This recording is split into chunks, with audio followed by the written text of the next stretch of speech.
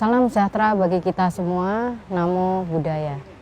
Sahabat-sahabat Sangkamita, saya ingin bercerita sesuatu. Ini mengenai pengalaman pribadi saya. Terjadi masa saya masih kecil. Jadi waktu itu saya mengalami ada 3 peristiwa kematian, baik dari kakek saya, nenek saya, maupun nenek buyut saya.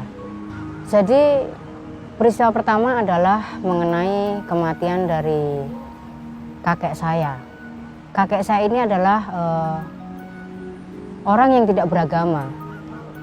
Jadi dia nggak tahu beragama, nggak pernah sembahyang. Tetapi sejauh yang saya lihat, kakek saya ini adalah orang yang sangat lurus, baik dari tutur katanya, perilakunya, maupun pola pikirnya itu sangat positif. Sehingga saya menganggap beliau ini menjadi salah satu tokoh idola saya.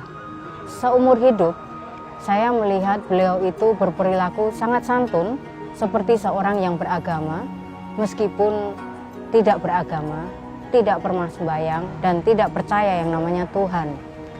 Walaupun begitu, kakek saya ini tidak pernah yang namanya mengganggu keyakinan orang. Apabila orang lain mau sembahyang dan sebagainya, punya keyakinan keagamaan lainnya, kakek saya ini sangat menghormati. Hingga meninggal, kakek saya ini adalah orang yang sangat lurus dan tidak menyakiti orang. Pada saat meninggal, saya melihat kakek saya ini terlahir menjadi dewa. Dia menjadi makhluk yang bersinar. Nah, itu adalah peristiwa pertama. Lalu peristiwa yang kedua, nenek saya yang seorang Buddhis tulen, yang rajin ke wihara, bahkan sepulang dari wihara sering menceramain saya mengenai dharma-dharma yang sudah diceramahkan di wihara kepada saya. Tentu berharap agar saya dan mungkin satu keluarga saya ini bisa hidup sesuai dharma. Namun terus terang memang perilakunya tidak terlalu sesuai dharma. Ini bukan menjelekkan nenek saya ya, ini saya hanya bercerita. Jadi nenek saya ini meskipun teori dharmanya sangat bagus dan suka mentransfer dharma-dharma dari wihara kepada kami, akan tetapi beliau ini tidak lurus kalau saya katakan dalam menjalankan dharma. Antara depan dan belakang masih berbeda. Ketika meninggal, saya melihat nenek saya ini menjadi makhluk peta. Lebih tepatnya makhluk peta yang ngesot-ngesot seperti itu. Ya, jadi dia seperti tidak punya kaki, lumpuh dan ngesot-ngesot, kurang lebih seperti itu. Tapi intinya menjadi makhluk peta. Kemudian yang terakhir saya melihat adalah nenek buyut saya. Nenek buyut saya ini adalah mama dari kakek saya. Nah, nenek buyut saya ini beragama berbeda. Beliau menganut agama yang memiliki jaminan masuk surga ketika kita memasuki agama itu. Bahkan ketika meninggal, menjelang meninggal, nenek buyut saya ini pun sempat berpesan kepada kami sekeluarga bahwa tidak perlu disembayang-sembayangin, tidak perlu ikut tradisi di mana dia diberi sesaji dan sebagainya. Karena apa? Karena sudah sangat yakin dengan jaminan itu, bahwa dengan mengikuti agama itu, maka dia pasti masuk surga. Akan tetapi, kemudian saya melihat bahwa nenek buyut saya ini ketika meninggal, dia menjadi makhluk peta yang hidupnya di rawa-rawa. Gara-gara saya melihat 3 peristiwa ini, saya merasa bahwa agama itu rasanya kok nggak penting. Kenapa saya mengatakan begitu?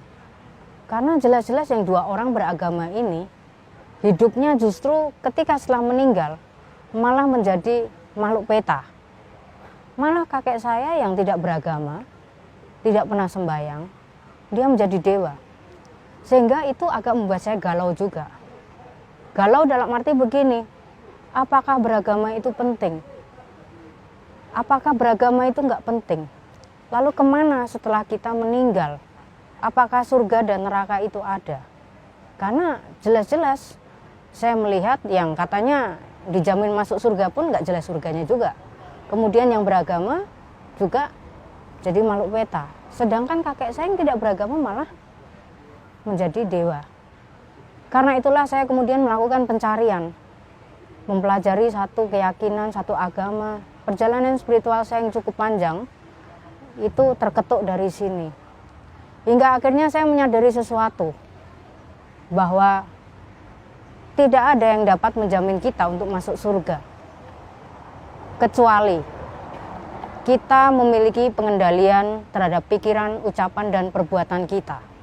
Bukan seberapa banyak kita berdoa, bukan seberapa banyak kita hafal dengan teori-teori agama, tetapi seberapa banyak kita mampu melakukan hal-hal yang diajarkan di dalam agama kita, mempraktekkan apa yang diajarkan di dalam agama kita. Kakek saya yang menjadi dewa itu, meskipun dia tidak beragama, perilakunya melebihi orang-orang yang beragama.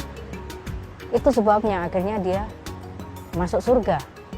Akan tetapi meskipun mereka beragama dan yakin masuk surga, pada kenyataannya ketika perilakunya tidak sesuai dengan yang ajarannya itu, maka yang terjadi apa? Tidak mungkin masuk surga. Maka saudara-saudari sekalian, sahabat-sahabat Sanggamita, hal ini tentu harus menjadi sebuah warning untuk kita, bahwa meskipun kita telah beragama, kita jangan merasa kepedean. Kepedean dalam arti kita pasti masuk surga. Ingat bahwa dalam perjalanan hidup kita ini banyak hal yang dapat terjadi. Pikiran bisa menjadi negatif, ucapan bisa menjadi negatif, perbuatan juga bisa menjadi negatif. Kalau kita lebih banyak menimbun hal-hal negatif, tentu kita tidak mungkin terlahir di alam yang lebih baik. Tidak mungkin kita masuk surga. Sehingga pengalaman ini sebenarnya saya bagikan kepada Anda untuk mengingatkan saja. Hari ini saya di sini itu juga melalui satu proses spiritual yang panjang.